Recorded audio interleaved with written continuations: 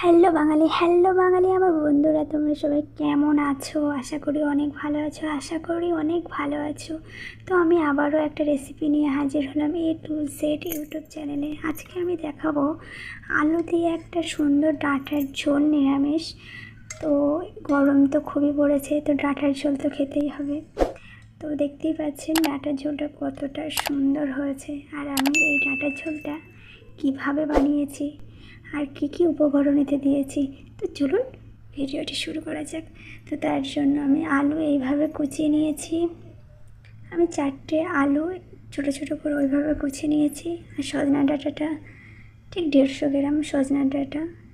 আর গরমে যা সজনা ডাঁটার দাম সেটা আপনাদেরকে বলে বোঝাতে হবে না। আর একটা টমেটো আমি এইভাবে কুচিয়ে নিয়েছি। তারপরে আমি একটা মিডিয়াম সাইজের পেঁয়াজ কুচিয়ে নিয়েছি। আর 3টে কাঁচা ঝাল কুচিয়ে চিড়ে নিয়েছি। তো এই ঝালে না প্রচুর ঝাল, তো তার জন্য আমি 3টে দিয়েছি ছোট ছোট। তো তারপর আমি ওভেনে হাঁড়িটি গরম হয়ে গেলে আমি প্রয়োজন মতন সরিষার তেল দিয়ে দেব। তেলটা গরম হওয়ার জন্য আমি একটু ওয়েট করব। তো গরম হয়ে গেছে, তো তারপর কুচিয়ে রাখা পেঁয়াজটা আমি দিয়ে দেব। দেওয়ার পরে আমি ভালোভাবে একটু নাড়াচাড়া করে নেব। একটু বাদামি কালারের জন্য ওয়েট করব। তো বাদামি কালার হয়ে গেছে, তো কুচিয়ে রাখা টমেটোটা আমি তেলের ভিতরে দিয়ে দেব। দিয়ে আবারও ভালোভাবে নাড়াচাড়া করব। আবার একটু লাল হওয়ার জন্য ওয়েট করব। তো লালটা হয়ে গেছে, দেখতেই পাচ্ছেন। তো তার ভিতরে আমি আদা রসুন পেস্ট করা ছিল তো একসঙ্গে, তো সেই আদা রসুনটা তেলের ভিতরে দিয়ে দেব। এই দেখুন পড়তেই চাইছে না যেন। তো আদা রসুনটা আবারও ভালোভাবে নাড়াচাড়া করে নেব, নিয়ে হালকা লাল লালের জন্য ওয়েট করব। তো হয়ে গেছে।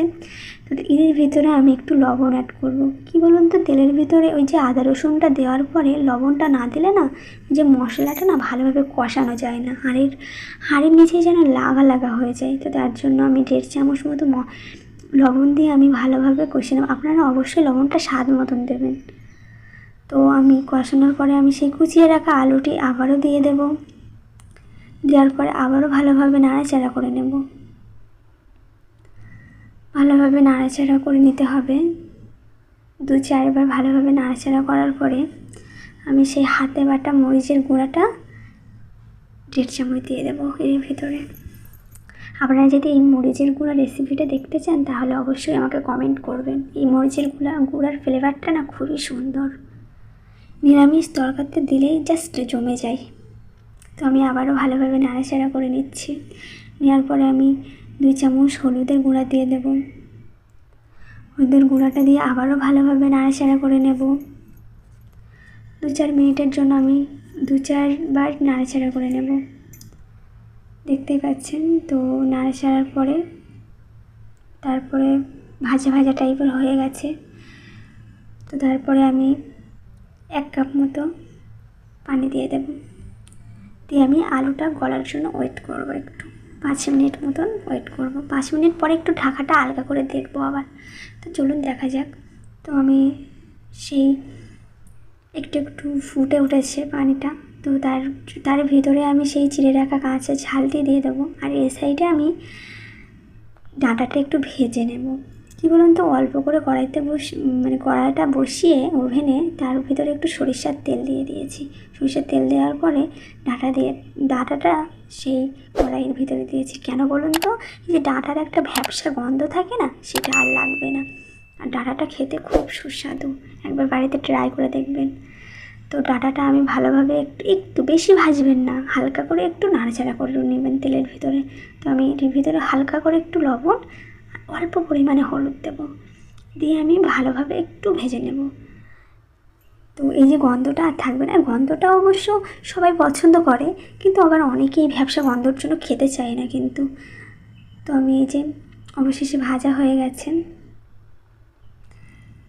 ভাজার পরে আমি দেখব সেই সরপোষটা আলগা করে দেখব যে ঝোলটা কেমন হয়েছে। তো আমি আবারও একটু ভালোভাবে নাড়াচাড়া করে দেব, যাতে নিচের আলুটা উপরে আসে আর উপরের আলুটা নিচেই যায়, তার জন্য। তো আবারও নাড়াচাড়া করার পরে আবারও ঢাকনাটা দিয়ে দেব। দেওয়ার পরে আমি 2 মিনিট পরে আবার ঢাকনাটা আমি আলগা করে নেব। নেওয়ার পরে দেখতেই পাচ্ছেন ঝোলটা অনেকটাই শেষ হয়ে গেছে।